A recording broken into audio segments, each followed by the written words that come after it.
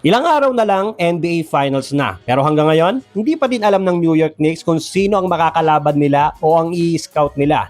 Dahil buhay pa ang San Antonio Spurs after ng dominant win nila sa Game 6, 118-91, para itulak ang serye sa winner-take-all Game 7 ng Western Conference Finals.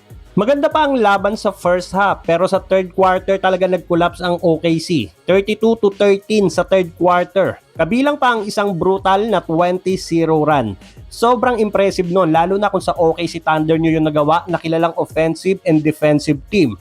Pangalawang beses na nagawa yan ng Spurs ngayong playoffs. Hindi ko lang maalala kung sino kalaban nila nung una. Hindi man lang nakalamang ang Thunder buong Game 6. Unpredictable talaga tong serye na to. Minsan, mukhang no match ang Spurs sa Thunder. May laban naman na nagmumukhang average team lang ang OKC pag binawian na ng Spurs.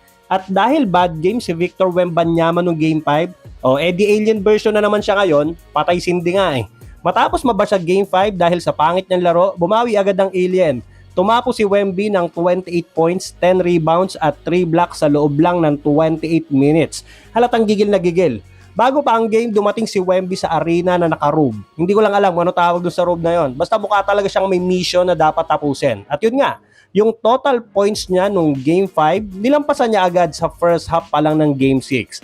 Solid din ang suporta ng Spurs bench. Si Dylan Harper na hirap sa injury nitong mga nakaraang games, buhay na buhay ulit. Nagpasok siya ng 18 points on 6 of 9 shooting. Samantalang si Stephon Castle naman, all-around game.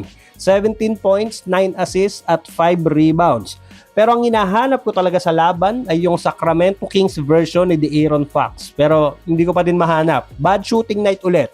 1 out of 9 sa field na meron lang 5 points. Sa OKC naman, ang reigning back-to-back MVP Shai Gilgeous-Alexander maalat ulit. 15 points lang sa 6 of 18 shooting.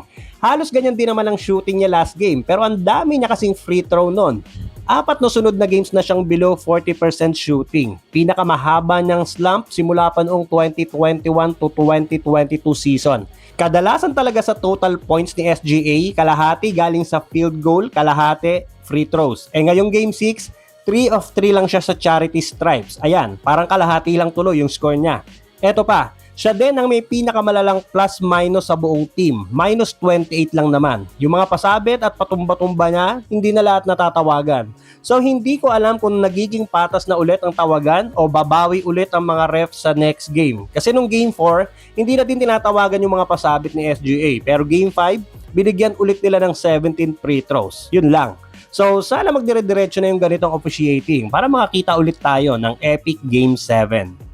So normally automatic scorer naman talaga si SGA pero ngayong series parang nawalan ng timon. Sa regular season, 60% siya sa 2-point shots.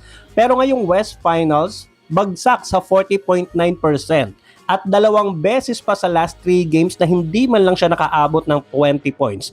Actually, parang ang naging formula na ng series na to, kapag mas mataas ang score ni Shai kay Wemby, panalo ang Thunder.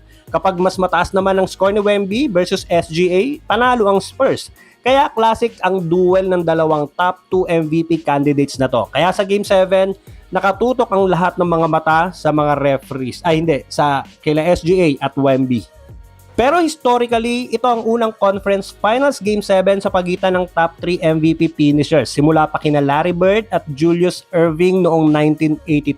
Kaya sa linggo, kapag nanalo ang Spurs, first NBA Finals appearance nila since 2014. Kapag Thunder naman ang nanalo, sila ang magiging unang team since Golden State Warriors na makabalik sa finals consecutively. At naghihintay na sa finals ang New York Knicks.